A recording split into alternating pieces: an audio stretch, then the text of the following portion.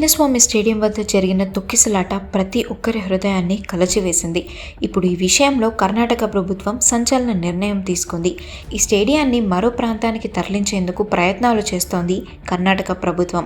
Bengaluru cricket స్టేడియాన్ని మార్చడంపై ప్రభుత్వం తీవ్రంగా ఆలోచిస్తుందని అన్నారు కర్ణాటక ముఖ్యమంత్రి సిద్ధరామయ్య.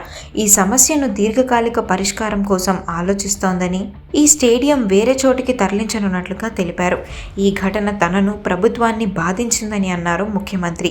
ఈ కేసులో 5 పోలీసు అధికారులను సస్పెండ్ చేసినట్లుగా ముఖ్యమంత్రి తెలిపారు. బెంగళూరులో రాయల్ ఛాలెంజర్స్ బెంగళూరు విజయాన్ని జరుపుకుంటుండగా ఆ రోజు తొక్కిసలాట జరగడంతో ప్రమాదంలో 11 మంది మరణించారు. ఆ తర్వాత ఈ కేసు హైకోర్టుకు చేరింది. రాయల్ ఛాలెంజర్స్ బెంగళూరు జట్టు ఈ విషయంలో హైకోర్టును ఆశ్రయించింది. ఆర్సీబీ అధికారిక వెబ్సైట్లో నమోదు చేసుకున్న వ్యక్తులకు మాత్రమే చిన్నస్వామి స్టేడియంలోకి ప్రవేశం ఉంటుందని సోషల్ మీడియాలో షేర్ చేసినట్టుగా పోస్టులో స్పష్టంగా సమాచారం ఇచ్చామని పేర్కొంది ఆర్సీబీ.